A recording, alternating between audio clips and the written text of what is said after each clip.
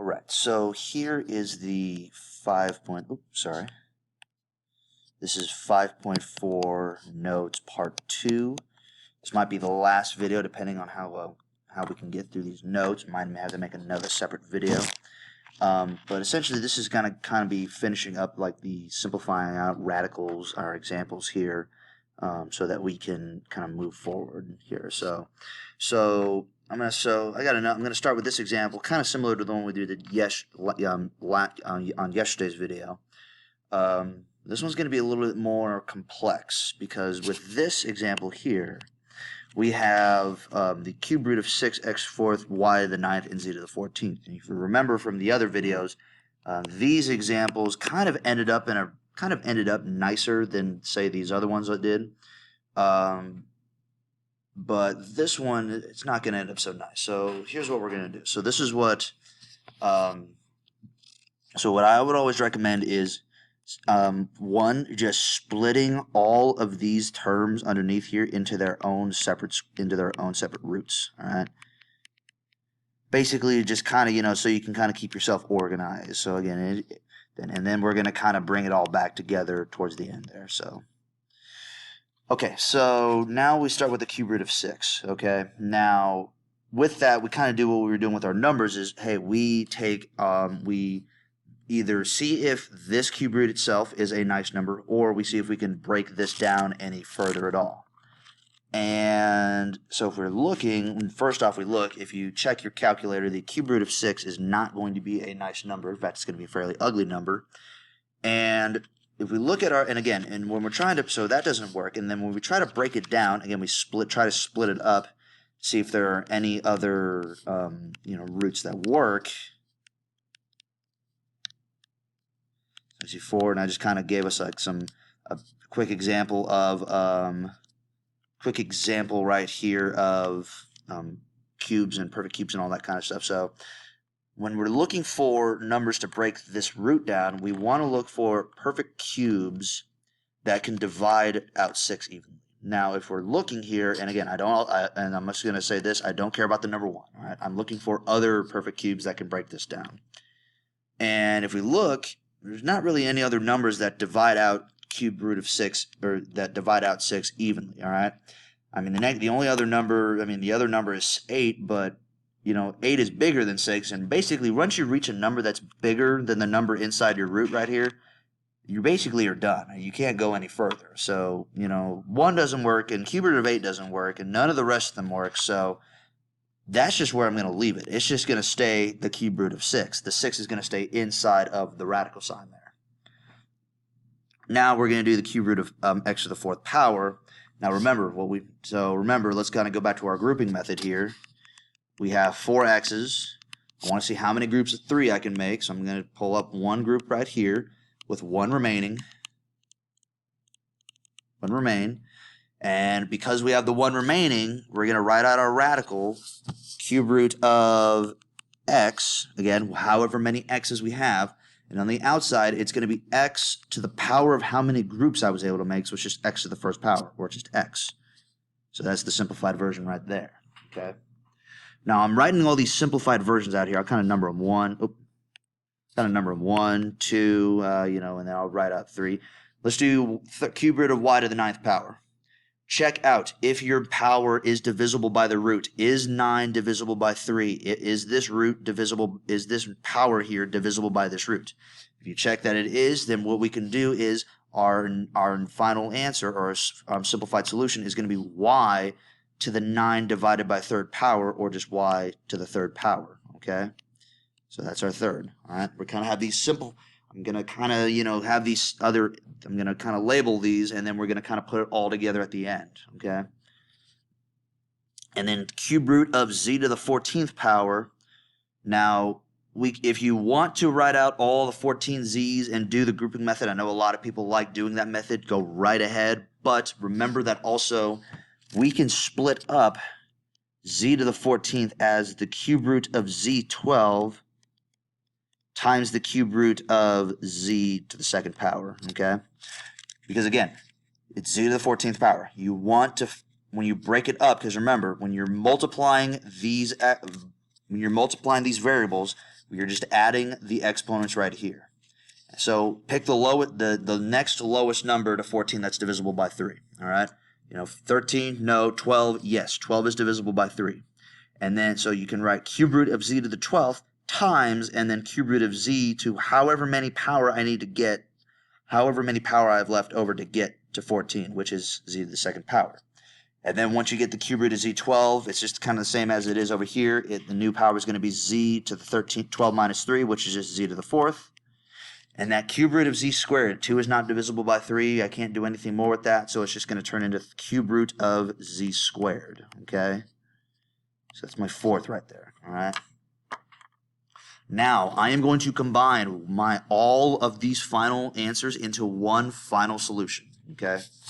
What it's going to turn into, it's going to turn into the cube. We're going to write a giant cube root symbol. Start with number 1. I have the cube root of 6. The 6 is underneath the cube root, so that's where I'm going to put my 6 at. I'm going to put a 6 underneath the cube root there. Start with 2 right here. I have an x on the outside, so I'm going to put an x on the outside here, and then an x underneath the cube root. So I'm going to put an x right next to the 6 underneath the cube root there. And then I have a y to the 3rd power in my third answer. Y to the 3rd power, that is not underneath the cube root power. So I'm going to just put y to the 3rd power. Nothing in the cube roots there, all right? And then nothing in the cube root here. And then for my 4th answer, I'm going to have z to the 4th power. That's on the outside of my cube root. So I'm going to write z to the 4th on the outside. And then I still have a z squared underneath. And once you combine all of your final answers together here, that's what you're going to get, okay? All right, so that was a pretty long example there. So let's go on to these ones here. So this is just multiplying numbers underneath the radicals here. So again, anytime that we're multiplying or like any kind of like simplifying, radicals out, what I always say to always look for is see if these radicals can automatically simplify. Hence, is the cube root of 125 a nice number? Is the cube root of 8 a nice number? All right. Or if you had like, say something else, can you make these nice numbers?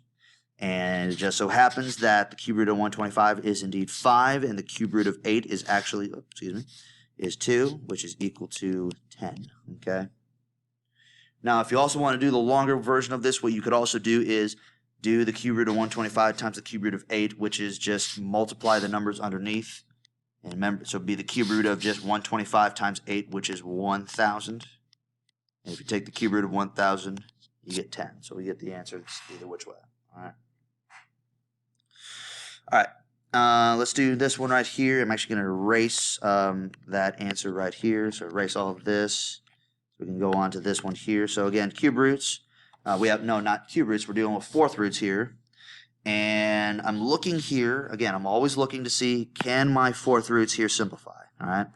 4th root of 2 is going to be an ugly decimal, so no, that doesn't work. 4th root of 40 is an ugly decimal, so no, that doesn't work. So those numbers, so I can't simplify these out automatically. Now what we could do, now you have a couple options here. You could either break down these square roots, kind of like what we tried to do with up here, or you could also just multiply these out. I am just going to go straight up and multiply them out. So it's going to be the 4th root of 2 times the 4th root of 40. Again, we just write a big giant 4th root right here, 4th root of, and then underneath we just multiply our numbers here. So it's going to be the 4th root of 2 times the 4th root of 40, which is the 4th root of 80. Okay. Now, and then I'm going to write a couple 4th powers over here, 81, and we'll stop right there because I don't want to go above 80 on that. So we have our perfect 4th powers here, and we're looking for any of these numbers here that divide out the number 80. All right, that divide out 80. And if you look, the number 16 divides out 80. I believe if you do. If it's 80 divided by 16 gets you 5. So what we could do to break this up is we break it up into 4th powers. All right.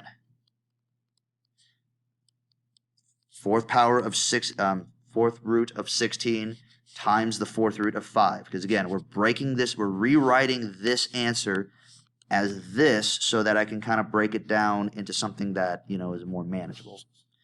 So if you look, fourth root of 16, that's going to equal 2, because again, 16 is just equal to 2 to the fourth power. And then fourth root of 5, I can't really break that down anymore. There's not a number over here that divides it out. And the fourth root of 5 is going to be a fairly ugly decimal, so I'm just going to leave it. Oh, darn it. I'm just going to leave it as 2 to the 5th, 2 times, oops, sorry. 2 to the 5th root, oh, gosh darn it. 2 to the 4th root of 5. That's how I'm going to leave it. Sorry about all this. So I'm going to leave it right there. So 2 to the 4th root of 5 there. All right. All right. So now we're kind of moving on into the last part of 5.4 here. These last couple examples. This is rationalizing the denominator, which basically is a fancy word of saying get rid of the radicals in the denominator. Anytime that we're dealing with radical or rational, gosh darn it. Anytime we're dealing with radical, sorry about that. You always want to get rid of the radical that's in the denominator. Right? Now, there's a couple different options we can look at. First of all, and again, as I've said always look to see, can these radicals just simplify out and go away? Is the square root, and these are square roots, is the square root of 8 a nice number? No. Okay, so that's off the table. Is the square root of 9 a nice number? 9 a nice number? Yes, square root of 9 is equal to 3. Make sure I got the pen on here. Yeah, actually, let's go green this time. Square root of 9 is equal to 3. I'm still left with the square root of 8. All right, so I've already gotten rid of the radical in the denominator. I'm already, kind of on easy street here. But I also still need to break down this 8 here. Find ourselves a perfect square that divides 8. We get ourselves 4. We can break that up as the square root of 4 times the square root of 2 over 3. And what is the square root of 4? Well, it's just 2 multiplied by the square root of 2 over 3. All right. We have that there. Okay, so now we move on over here. So we have 12 over radical 18. And again, I want to get rid of that radical in the denominator. But if I look, just like if I did over here, I asked, do my radicals simplify out? Square root of 18 is not going to give me a nice number. All right. So what I would recommend, so what we could do is, let's see if we can break this down any further, like we did over here with this. Perfect square that goes into 18. 9 and 2. 9 times 2 gets me 18. So we can do it in square root of 9 times the square root of 2. All right. Square root of 9 is equal to 3. I'm just going to rewrite it over here. So it's going to be 3 times square root of 2. All right. Because again, square root of 9 is 3. Square root of 2 is, well, can't do anything with that. But we still have this radical right here. All right. We still have this radical to deal with, and we need to get rid of it. This is where the rationalizing the denominator comes into play here. What we do here is we multiply the top of the fraction and the bottom of the fraction by whatever this radical is. I don't multiply it by the 3 or the number outside. I just multiply it by the radical. If we were to simplify this out, 12 times the square root of 2, that is just 12 times the square root of 2. Do not multiply a number that's not underneath a radical by a number that is. That is not the right way to do it. If we multiply these out, we get, I'm going to write down here, 3 times the square root of 2 times the square root of 2. All right. A little trick that you can do is if you get the square root of 2 times the square root of 2, it is just equal to 2. All right. If you get the square root of 4 times the square root of 4, it's just equal to 4. If you multiply square root times itself, that essentially cancels out the radicals, and it's whatever this number is. Do not multiply these numbers when you cancel out the radicals. It is whatever the number is. So square root of 2 times the square root of 2 is just equal to 2. So it's basically then 3 times 2, which is equal to 6. All right. And then last thing we do here, we basically try to do our numbers on the outside here simplify out. We basically treat it like a fraction, 12 over 6, which does simplify out to the fraction 12 over 1. So this is the same as 2 to the square root of 2 over 1, or just 2 to the square root of 2. All right. And that is where I'm going to finish this video off. The next video will be dealing with imaginary numbers. Thank you.